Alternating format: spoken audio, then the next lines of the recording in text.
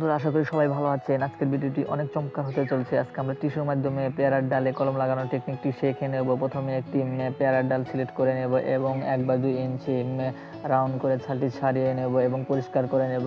এখন আমরা aloe vera gel সেই পরিষ্কার স্থানে সুন্দর করে লাগিয়ে দেব এবং আমরা এখন টয়লেট পেপার সুন্দর করে সেই ডালের সাথে পেঁচিয়ে নেব এবং তাতে আমরা পানি দিয়ে দেব। এরপর বন্ধুরা আমরা কিছু অ্যালুমিনিয়াম ফয়েল পেপার সুন্দর করে ডালটির সাথে পেঁচিয়ে দেব এবং 45 দিন পর অপেক্ষা করব। এবং ম্যাজিকটি দেখার জন্য বন্ধুরা অবশ্যই ভিডিওটি লাইক করবেন, চ্যানেলটি সাবস্ক্রাইব করবেন এবং সবার কাছে ভিডিওটি শেয়ার করে দেবেন। এখন ম্যাজিকটি দেখার জন্য রেডি হয়ে যান বন্ধুরা। 45 দিন পর আমরা এখন পেপারটি ছাড়িয়ে নেব।